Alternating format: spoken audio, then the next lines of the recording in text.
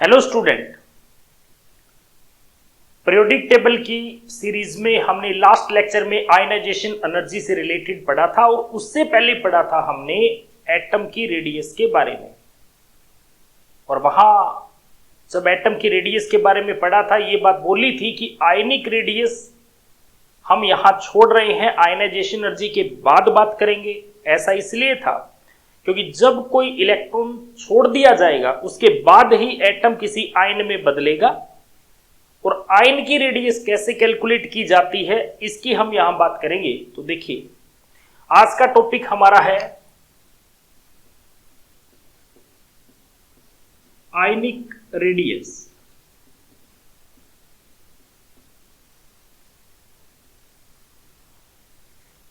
देखिए, जब हमारे पास कोई एटम हो, मान लीजिए कि हम बात कर रहे हैं अब सोडियम एटम की बात कर रहे हैं, सोडियम का एटॉमिक नंबर 11 है। अगर आप कॉन्फ़िगरेशन की बात करें, पहली शेल में इसमें 2 इलेक्ट्रॉन है, दूसरी में 8 और तीसरी में 1 इलेक्ट्रॉन है। और अगर हम इसे आयनाइजेशन एनर्जी दें और ये 1 इलेक्ट्रॉन छोड़ दें तो ये कन्वर्ट हो जाएगा सोडियम पॉजिटिव। अब ये क्या बन चुका है? कैटाइन बन चुका है। आप देखिए, अब कैटाइन जो बना है इसकी अगर बात करें कॉन्फ़िगरेशन की, इसके पहले शेल में 2, दूसरे में 8, क्योंकि ये 1 इलेक्ट्रॉन इसने लूज कर दिया। अब हमारे पास सोडियम देखें तो सोडियम के पास 2 शेल है, पहले में 2 इलेक्ट्रॉन भरे हुए हैं, दूसरे में 8 इलेक्ट्रॉन। ऐसे ही बात अगर Cl की जाए, Cl का एटॉमिक नंबर 17 है और कॉन्फ़िगरेशन के अकॉर्डिंग पहली शेल में 2, दूसरी में 8 और तीसरी में 7 इलेक्ट्रॉन है। इसे 1 इलेक्ट्रॉन मिल जाए तो इसका ऑक्टेट पूरा हो जाए। अपना ऑक्टेट पूरा करने के लिए इसे 1 इलेक्ट्रॉन की जरूरत है। ये 1 इलेक्ट्रॉन लेके कन्वर्ट हो जाएगा एनाइन में, Cl नेगेटिव में, और ये बन चुका है एनाइन। अब इसकी बात करें, अब इसके पास पहली शेल में 2, दूसरे में 8 और तीसरे में फिर 8 इलेक्ट्रॉन है। अगर हम NaCl अगर मॉलिक्यूल की बात करें, ये मान लीजिए Na है और ये Cl है और ये एक आयनिक कंपाउंड है। मान लीजिए ये कौन है? ये Cl नेगेटिव है, ये कौन है? Na पॉजिटिव है। इन दोनों का न्यूक्लियस ये रहा। और अगर हम जैसे हमने मॉलिक्यूल में एटम की रेडियस कैलकुलेट करने के लिए बात बोली थी कि रेडियस हमेशा इंटरन्यूक्लियर डिस्टेंस का हाफ होता है, अगर ये यहां अप्लाई किया जाए, ये हमारे पास हुआ इंटरन्यूक्लियर डिस्टेंस और इसका हाफ करूं तो देखिए, सोडियम की रेडियस ये होगी और Cl नेगेटिव की ये। ना तो इसका मतलब सोडियम की रेडियस सही है और ना ही क्लोराइड की सही है, दोनों ही रेडियस एक्यूरेट नहीं है। इसका मतलब आयन के केस में अगर आप बॉन्ड लेंथ का हाफ करके रेडियस कैलकुलेट करना चाहो आयन की तो ऐसा पॉसिबल नहीं है, आप कैलकुलेट नहीं कर सकते। इसलिए मैंने कहा था आयनिक रेडियस को हमें अलग से पढ़ना पड़ेगा। अब आयनिक रेडियस क्या है, किस बात पे डिपेंड करती है, इस बात को हम यहां पढ़ रहे हैं। यहां एक चीज देखिए, आयन आपके पास 2 टाइप के हैं, एक है कैटाइन, एक है एनाइन। दोनों केस में अगर ध्यान से देखें, इसके पास प्रोटॉन कितने थे?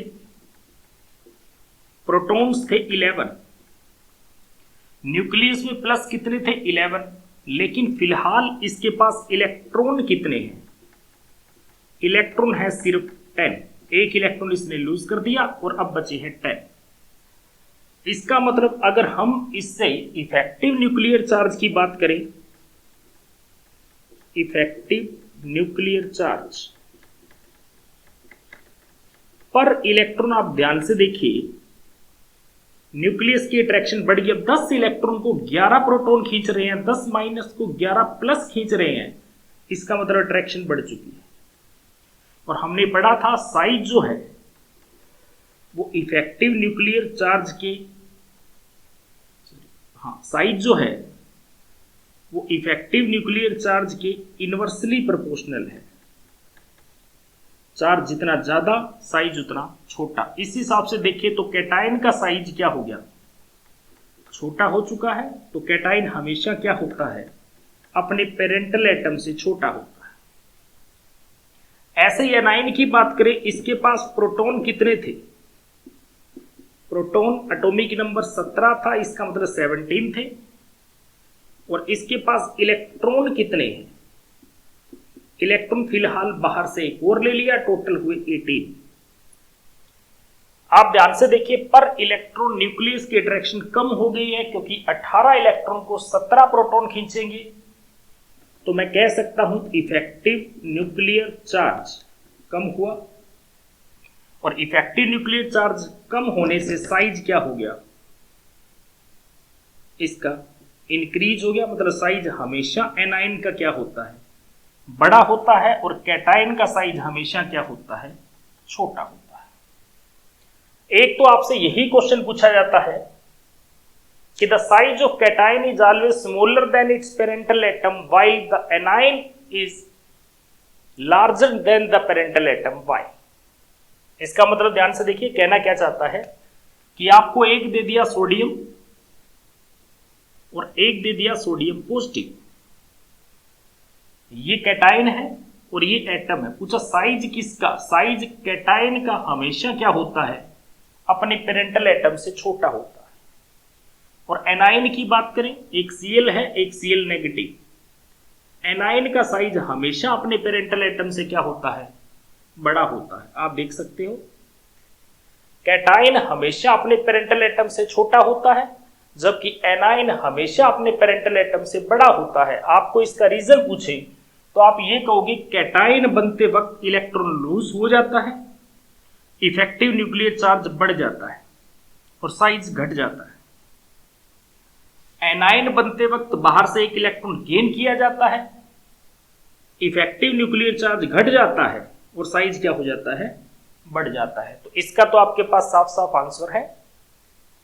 आपको कभी भी कैटायन दिया जाए और उसका पेरेंटल एटम दिया जाए तो कैटायन छोटा रहेगा, एनाइन दिया जाए और एटम दिया जाए तो एनाइन का साइज हमेशा बड़ा रहेगा। ये तो हुई आयनिक रेडियस की बात।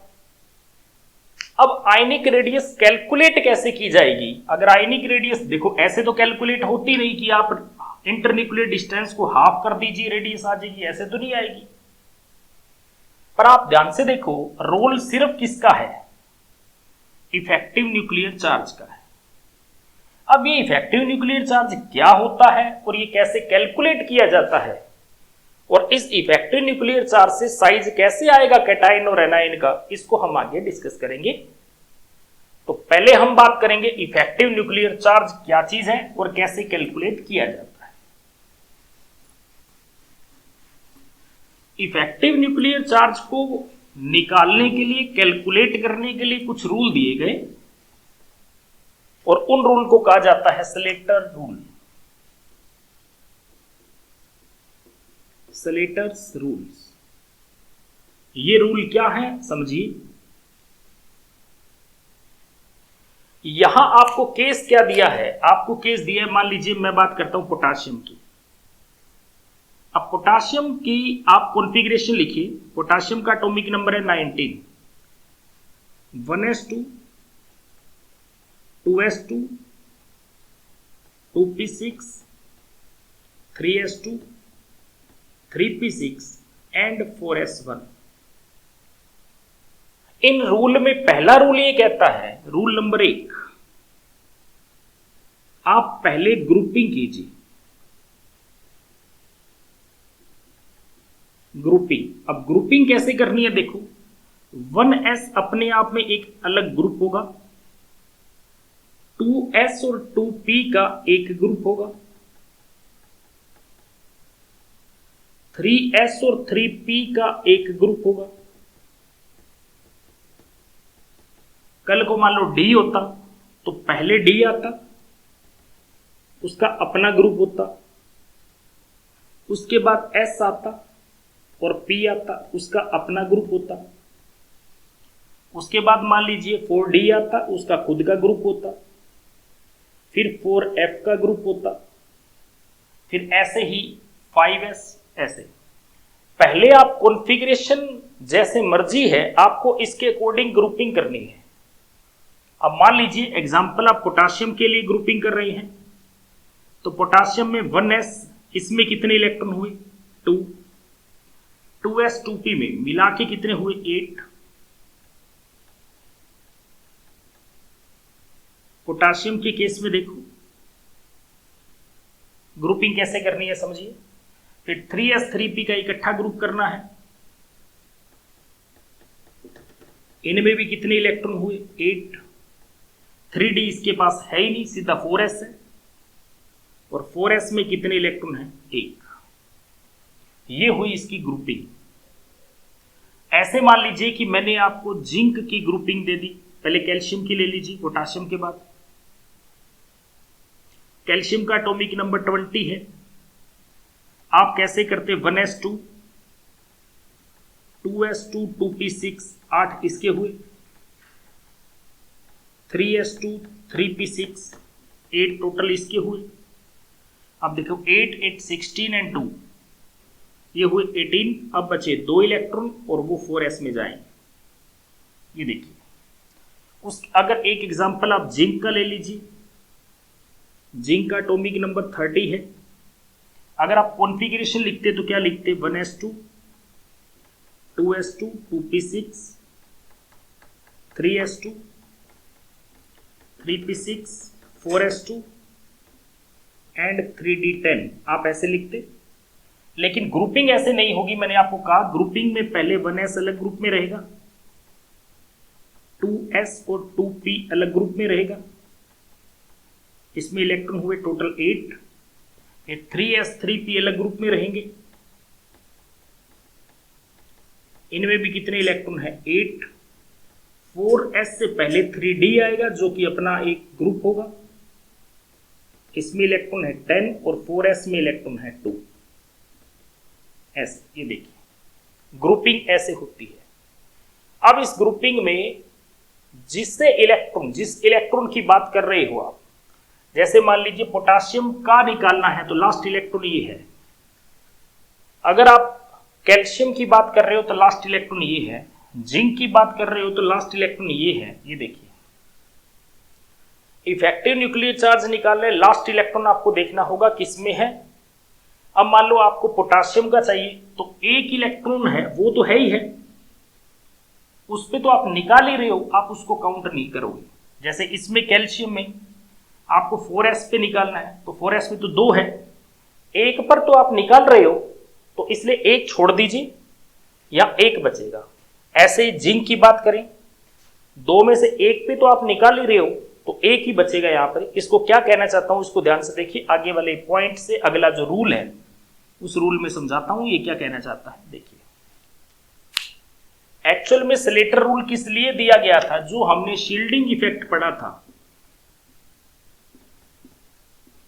मतलब स्क्रीनिंग जो पढ़ी थी उसको S से लिख लीजिए। तो S कैलकुलेट करने के लिए, मतलब रिपल्शन कैलकुलेट करने के लिए ये चीज दी गई थी। हम अट्रैक्शन में से रिपल्शन घटा देंगे, इफेक्टिव न्यूक्लियर चार्ज हमारे पास आ जाएगा। मान लो किसी का इफेक्टिव न्यूक्लियर चार्ज चाहिए, आप क्या करो उसके एटॉमिक नंबर में से शील्डिंग कांस्टेंट घटा दीजिए, शील्डिंग इफेक्ट का कांस्टेंट घटा दीजिए। मतलब रिपल्शन, ये अट्रैक्शन है, ये रिपल्शन है, रिपल्शन माइनस कर दीजिए, नेट अट्रैक्शन आ जाएगी। तो नेट अट्रैक्शन निकालने के लिए आपको S चाहिएगा, और S निकालने के लिए ये रूल है। इसमें से पहला रूल ये है, जिसकी भी बात की जा रही है पहले आप उसकी कॉन्फ़िगरेशन लिखिए और बाद में उसको ग्रुपिंग कर दीजिए। और ग्रुपिंग का तरीका ये है, देख सकते हैं यहां इंपॉर्टेंट बात है, कॉन्फ़िगरेशन में कोई चीज चाहे बाद में आए जैसे 3d10, लेकिन ग्रुपिंग में 3d 4s और 4p के ग्रुप से पहले आएगा।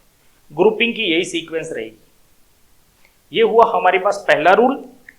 अब हम दूसरे रूल की बात करते हैं, रूल नंबर 2। रिपल्शन में किन इलेक्ट्रॉन का कितना कंट्रीब्यूशन होता है। रूल नंबर 2,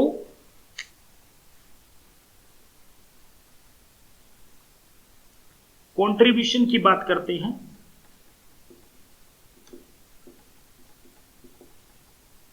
इन रिपल्शन, रिपल्शन में किसका क्या कंट्रीब्यूशन है ये देखिए। मान लीजिए आप जिसका निकालना चाहते हो वो, अब पहले पोटेशियम की बात करते हैं, पोटेशियम का निकालना चाहते हैं, तो जिसका निकालना चाहते हो मान लो 4s पे निकालना चाहते हो, अगर उसमें एक से ज्यादा होता, या तो एक ही है, अगर एक से ज्यादा होता, एक एग्जांपल ले लीजिए, मान लीजिए क्लोरीन माइनस, तो उसकी कॉन्फ़िगरेशन क्या आ जाएगी,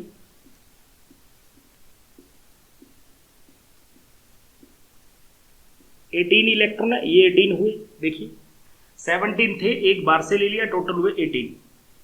इस पे निकालने के लिए आपको किस पे निकालना पड़ेगा, पहले ग्रुपिंग होगी, 1s2 की अलग,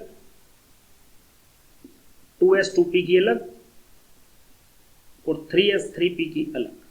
ये देखिए, अब आप लास्ट आपके पास कौन सा है, ये है, इसमें से एक इलेक्ट्रॉन तो आप जिस उस पे तो निकालना ही चाहते हो, तो बाकी 7 ही लेने हैं। देखो सबसे लास्ट वाला जो ग्रुप आपके पास होगा उसको nth ग्रुप कहोगे, उससे अंदर वाला आप n-1 ग्रुप, बाकी चाहे कोई बच जाए, चाहे n-2 है चाहे n-3 है, कोई हो जाए। रूल कहता है केस नंबर 1,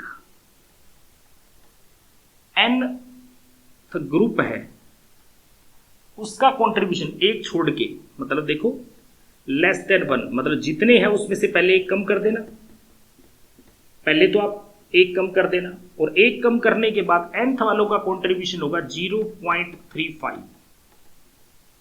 इसका क्या मतलब है, देखो रिपल्शन में 8 इलेक्ट्रॉन है, वैलेंस शेल में 8 इलेक्ट्रॉन है। अब डायग्रामेटिकली भी समझा देता हूं, मान लो ये पहली शेल है, दूसरी है, ये तीसरी है। मान लो आप यहां किसी इलेक्ट्रॉन, यहां 8 इलेक्ट्रॉन है,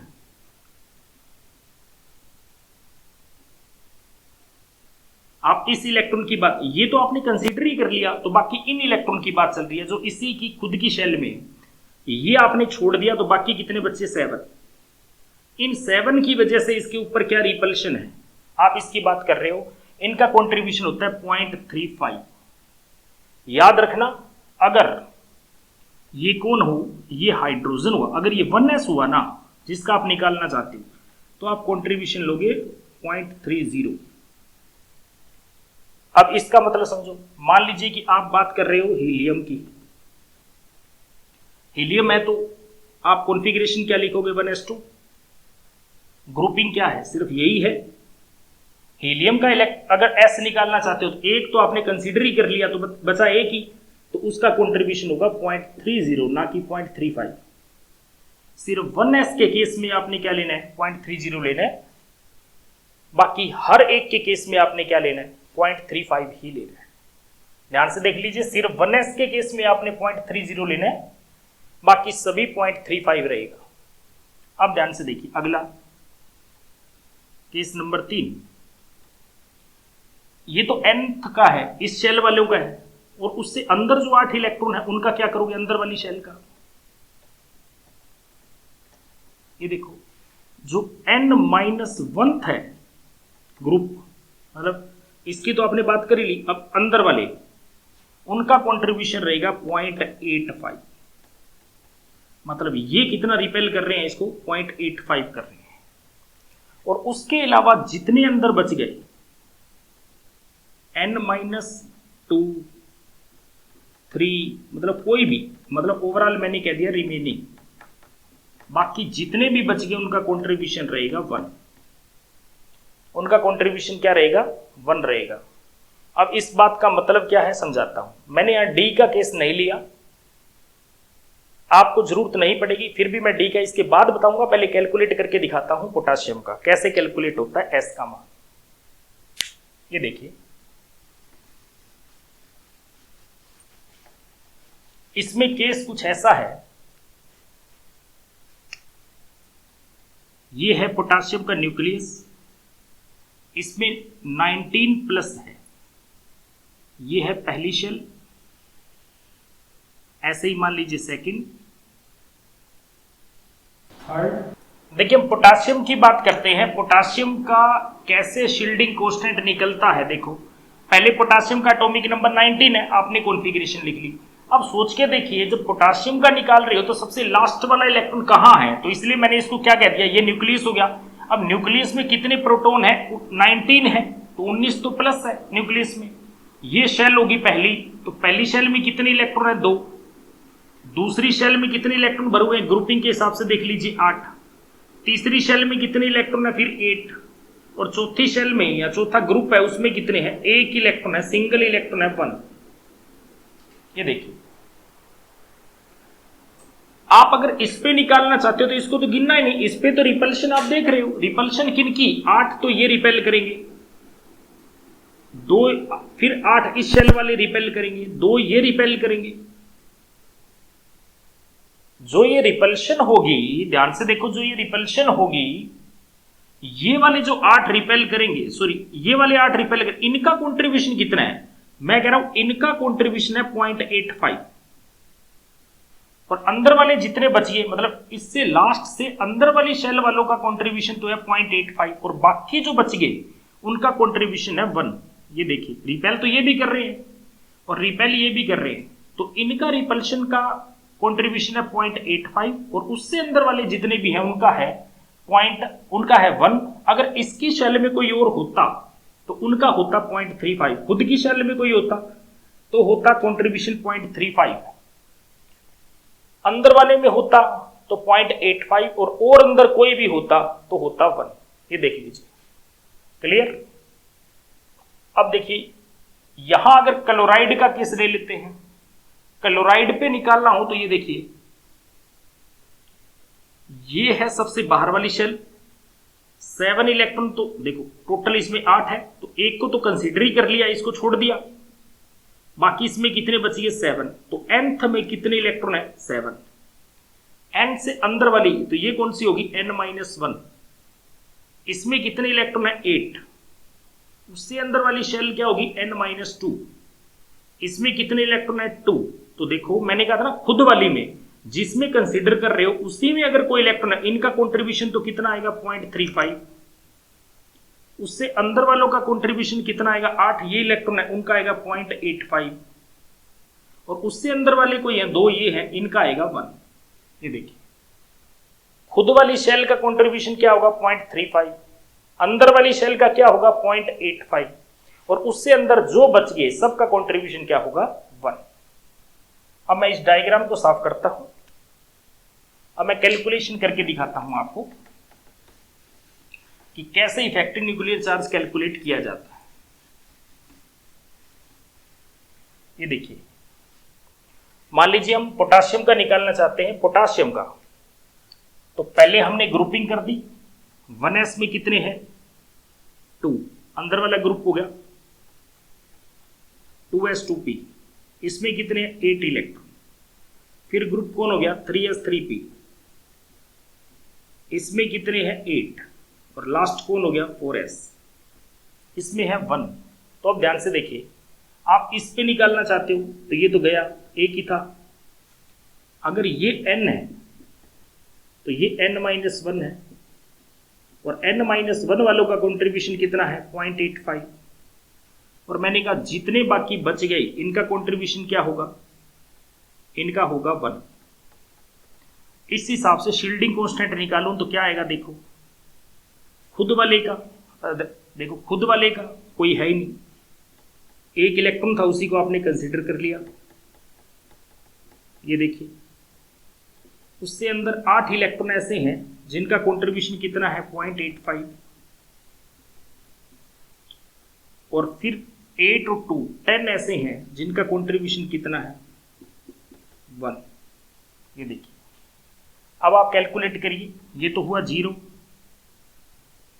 ये आपके पास आ गया 6.8, सॉरी प्लस है, और ये आपके पास आ गया 10, और ये टोटल हो गया 16.8, एस की वैल्यू आ गई।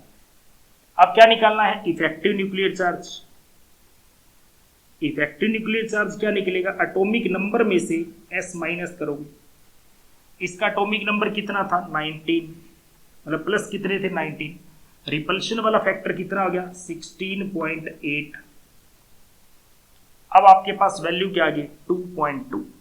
इसका मतलब ये हुआ इस इलेक्ट्रॉन के ऊपर कितनी अट्रैक्शन फील हो रही है न्यूक्लियस की वजह से, 2.2 हो रही है। देख लो जी, अब क्वेश्चन उठता है कि क्या जितने भी हैं सारों पे इतनी है, नहीं, इसका अलग आएगा, इसका अलग आएगा, इसका अलग आएगा। ऐसे मान लो ये तो पोटाशियम है, आपको कहा जाता के पॉजिटिव का इफेक्टिव न्यूक्लियर चार्ज कैलकुलेट करो, तो आप कैसे करते, तो के पॉजिटिव की कॉन्फ़िगरेशन लिखी जाती, वो क्या आती 1s2 2s2 2p6 3s2 3p6। अब ये एक ग्रुप हुआ, ये दूसरा, ये तीसरा। आपको इसमें से एक तो छोड़ ही देना है, 8 थे, 8 में से एक गया, 7 ये बचे। अंदर वाली शेल में कितने हैं 8, उससे अंदर वाले में कितने हैं 2। अब आप ध्यान से देखिए 7 वालों का कंट्रीब्यूशन तो है 0.35, उससे अंदर वालों का कंट्रीब्यूशन है 0.85 और उससे अंदर वालों का है 2। ये देखिए, ये अब मेरे पास क्या आ जाता, ये टोटल मेरे पास वैल्यू आ जाती एस की। अब सम कर दूं, ये मेरे पास आ गया 2, ये मेरे पास आ गया 6.8, ये आ गया 2.15। ये देखिए, तो ये टोटल मेरे पास बना 11.5। एस की वैल्यू देखो आपके पास क्या चीज आ चुकी है 10.5। देखो 6 और 2 10, 8 और 2 10, 10.85 10.95 सॉरी, ये आ गई। देखो ये मेरे पास वैल्यू आ गई। ऐसे ही आप कैलकुलेट कर लीजिए, ठीक है। आप जिसका भी कैलकुलेट करना चाहो इसी तरीके से कैलकुलेट होगा। देखिए, आप जिस मर्जी का कैलकुलेट कर लीजिए। यहां पर मान लीजिए कि मैं बात किसकी कर रहा हूं, सिंपल से सिंपल बात कर रहा हूं मैं हाइड्रोजन की। हाइड्रोजन का इफेक्टिव न्यूक्लियर चार्ज अगर मुझे निकालना हो तो मैं पहले हाइड्रोजन की कॉन्फ़िगरेशन लिखूंगा 1s2, अब सॉरी 1s1, एक ही इलेक्ट्रॉन है, जिस पे निकालना चाहूं वो खुद ही है, तो शील्डिंग कांस्टेंट कितना हुआ 0 और इफेक्टिव न्यूक्लियर चार्ज मेरे पास क्या हुआ Z माइनस एस, और Z कितना है 1 माइनस 0 1। तो हाइड्रोजन का इफेक्टिव न्यूक्लियर चार्ज क्या है 1 है। अगर आप हीलियम की बात करो, हीलियम का एटॉमिक नंबर है 2, इसका इफेक्टिव न्यूक्लियर चार्ज निकालना हो पहले आप कॉन्फ़िगरेशन लिखिए 1s2। ये देखिए, अब दो में से एक तो आपने छोड़ ही दिया, आपके पास बचा ही कितना एक, वो भी s का है, s का है इसलिए कंट्रीब्यूशन क्या आएगा 0.30। तो इसके s की वैल्यू क्या आई 0.30 और आपको चाहिए था इफेक्टिव न्यूक्लियर चार्ज, तो Z में से s माइनस कर दीजिए। Z कितना है 2 और s कितना है 0.3, आपके पास आंसर आ जाएगा 1.7। कि हीलियम के लास्ट इलेक्ट्रॉन पर न्यूक्लियस की वजह से, न्यूक्लियस पे हालांकि 2+ है लेकिन फील्ड कितना हो रहा है 1.7, क्योंकि 0.3 रिपल्शन है। ऐसे मान लीजिए मैं कार्बन की बात करता हूं, कार्बन का एटॉमिक नंबर है 6। आप पहले क्या करोगे कॉन्फ़िगरेशन लिखोगे 1s2 2s2 2p2। ये देखिए, अब आप ग्रुपिंग करोगे 1s में कितने हैं 2 है, और 2s 2p जो नेक्स्ट ग्रुप है उसमें कितने हैं टोटल 4 इलेक्ट्रॉन है। जिसका आप निकालना चाहते हो एक तो छोड़ ही दिया आपने, तो इसके कितने कंसीडर करोगे 3 और इसके कितने करोगे 2। ये आपके पास nth है, nth वाले का कंट्रीब्यूशन क्या रहेगा 0.35 और n से अंदर वाले का क्या रहेगा 0.85। आप सम कर दीजिए, ये आपके पास s की वैल्यू आ जाएगी, ये आपके पास आ गया 1.7 और ये आपके पास आ गया देखिए 1.05। टोटल आपके पास आ गया 2.75। एस की वैल्यू आ गई और इफेक्टिव न्यूक्लियर चार्ज क्या आ गया Z माइनस एस। जेड कितना है 6 है, 6 में से कितना माइनस कर दीजिए 2.75। आपके पास वैल्यू क्या आ जाएगी 3.25। मतलब कार्बन के लास्ट इलेक्ट्रॉन पर न्यूक्लियस की वजह से कितनी अट्रैक्शन फील हो रही है 3.25 हो रही है, ना कि 6। इसलिए इसको बोलते हैं इफेक्टिव न्यूक्लियर चार्ज। तो ये हुआ कि कैसे इफेक्टिव न्यूक्लियर चार्ज कैलकुलेट करते हैं। और इसी फॉर्मूले से देखो यहां मैंने किसको कंसीडर नहीं किया, जेड वालों को नहीं किया, सॉरी डी वालों को नहीं किया। एक एग्जांपल दे देता हूं, जैसे मान लीजिए कि आप निकालना चाहते हो, आपने कह दिया कि आपके पास आयरन है, आयरन का एटॉमिक नंबर आप जानते हो 26 है। आपने कह दिया 3d पर कितना इफेक्टिव न्यूक्लियर चार्ज है, अगर कोई इलेक्ट्रॉन है 3d में है उस पर कितना लग रहा है। तो देखिए इसके लिए एक रूल है, पहले तो वही आप कॉन्फ़िगरेशन लिखिए। कॉन्फ़िगरेशन आपके पास क्या चीज आ गई देखो 4s2 and 3d6, total 26 electron है, ये आ गई। अब आपको ग्रुपिंग करनी है, तो ग्रुपिंग कैसे करोगे 1s की अलग होगी, 2s2p की अलग ग्रुपिंग होगी, 8 इलेक्ट्रॉन है इसमें देख सकते हो, 3s3p की अलग होगी, इसमें भी 8 इलेक्ट्रॉन है, फिर 3d की होगी, इसमें 6 इलेक्ट्रॉन है, और उसके बाद 4s की होगी, इसमें 2 इलेक्ट्रॉन है। एक यहाँ इंपॉर्टेंट बात यह है, अगर आप किसी ऐसे इलेक्ट्रॉन की बात कर रहे हो, अब यहां इसने कह दिया 3d की बात कर रहे, तो 3d से बाहर कोई भी है उसका कोई कंट्रीब्यूशन नहीं होगा, याद रखना। जिसकी बात कर रहे हो उस ग्रुप से बाहर कोई है तो वो कभी रिपेल नहीं करेगा, रिपेल अंदर वाले करते हैं, बाहर वाले नहीं करते। इसलिए जिसका निकालना है उसके बाहर वालों का कोई कंट्रीब्यूशन नहीं होगा। और अगर मान लीजिए आप डी या एफ के, in case of D and F है, तो n-1 का जो आप 0.85 लेते थे वो 1 ही लोगे आप, 0.85 नहीं लोगे, वो भी क्या लोगे 1 लोगे। इसके हिसाब से इसकी कैलकुलेट करें, 4s वालों का तो कितना हो गया 0, इसमें से 1 छोड़ दो, मतलब 3d में कितने बचे 5, तो 5 × 0.35 ये तो वही रह गया, प्लस अंदर का 85 नहीं लेना, टोटल काउंट कर ले, अब 18 है, 18 का आपके पास कॉन्ट्रीब्यूशन 1 है, तो ये आपके पास आएगा 18 प्लस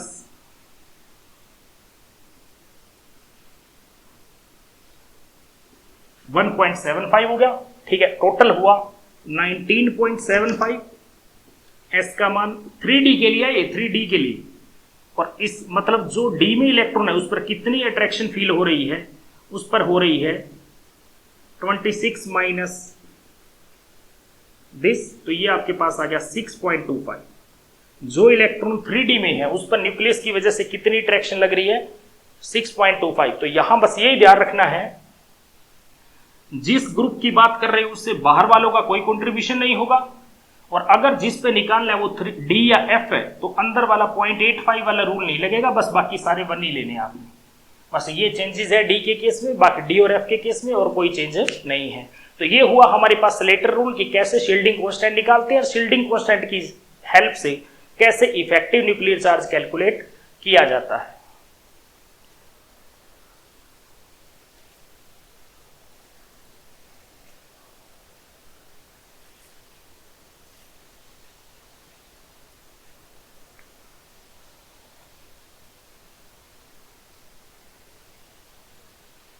अब देखिए हम आयनिक रेडियस कैलकुलेट करेंगे।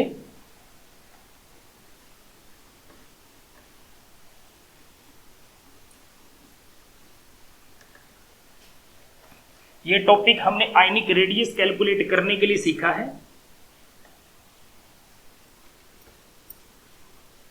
अब हम पढ़ेंगे आयनिक रेडियस कैसे कैलकुलेट होगी। केस ले लेते हैं, KCl मॉलिक्यूल क्या है, एक न्यूमेरिकल समझ लीजिए आपका। ये आपको कह दिया KCl में इंटर आयनिक डिस्टेंस, आपको क्या दिया जाएगा, इंटर आयनिक डिस्टेंस दे देगा, दोनों आयन के बीच का गैप। मान लीजिए वो दे दिया आपको 3.14 एंगस्ट्रॉम, और आपसे पूछा कि आप बताओ पोटासियम की रेडियस क्या होगी और क्लोराइड की क्या होगी। देखो अलग अलग आयन का साइज पूछा है। पोटासियम का टोटल बता दिया, दोनों का इकट्ठा तो 3.14 है, इसमें इसका कितना है, इसका कितना है, अलग अलग आपसे चीज पूछी है।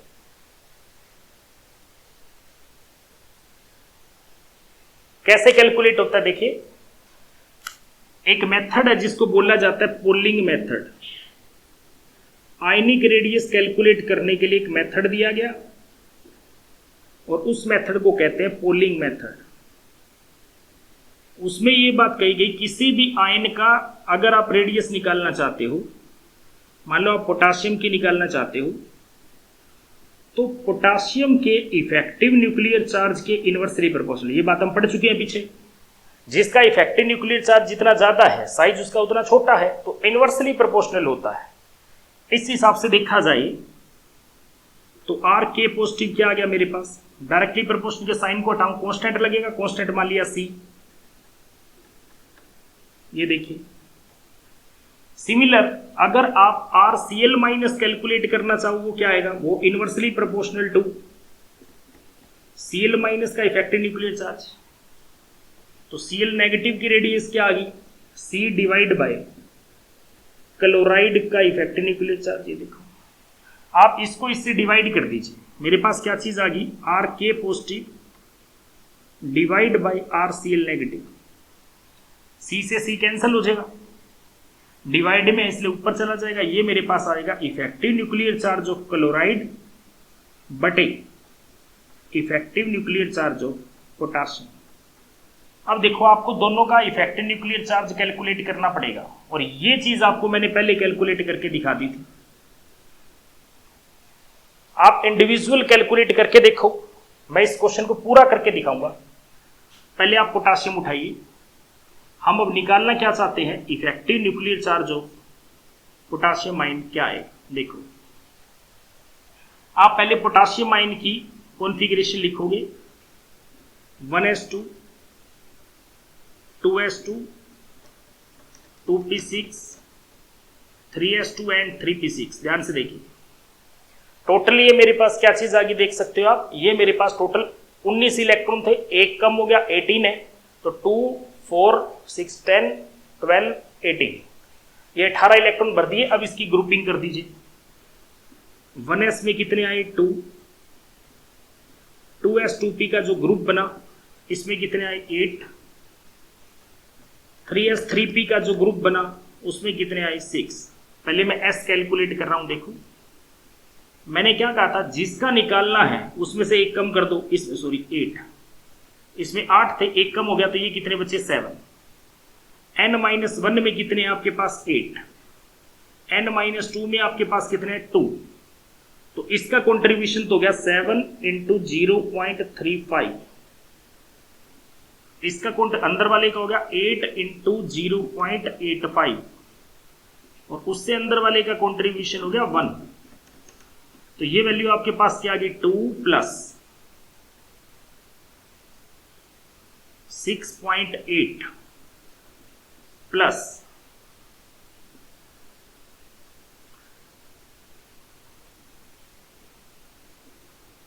2.45, ये देखिए यही आएगा।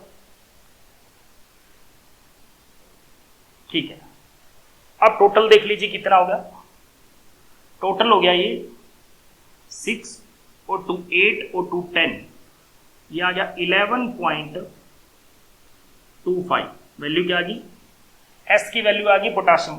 अब इफेक्टिव न्यूक्लियर चार्ज निकाल लीजिए, वो क्या आएगा Z माइनस एस। Z की वैल्यू कितनी है, Z की वैल्यू है 19 और S कितना है 11.25। ये देखिए कितना आ गया 11.25। ये मेरे पास वैल्यू आ गई 7.75। तो पोटासियम का इफेक्टिव न्यूक्लियर चार्ज क्या आएगा 7.75।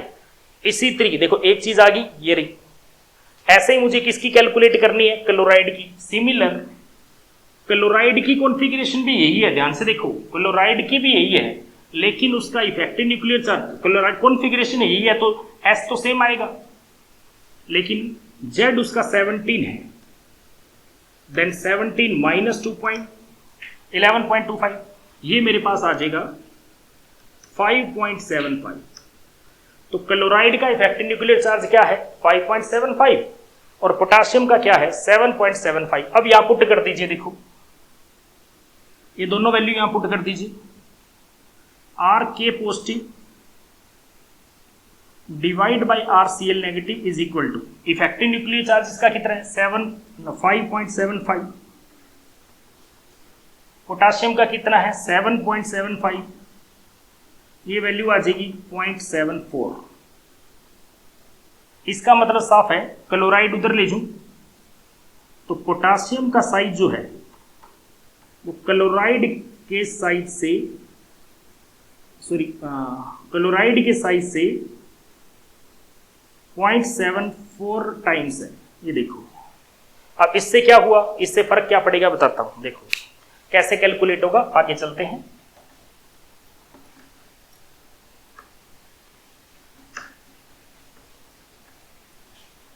आप इसको खुद करके देखना, आसान सा है टॉपिक। अब देखिए यहां से देखिए आपके पास चीज क्या थी, आपको ये दिया हुआ था डी की वैल्यू दे रखी थी, और डी क्या होता है दोनों रेडियस का सम। ये देखिए अब के पॉजिटिव की रेडियस कितनी है 0.74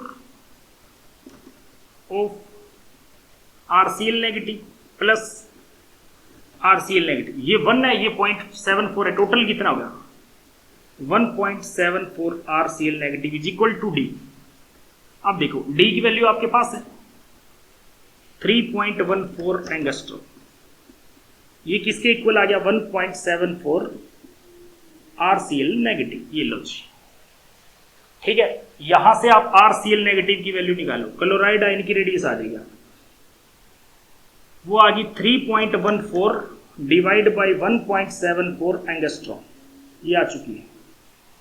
देखिए अब इसे कैलकुलेट कर लीजिए, कैलकुलेट करने के बाद आपके पास ये वैल्यू आएगी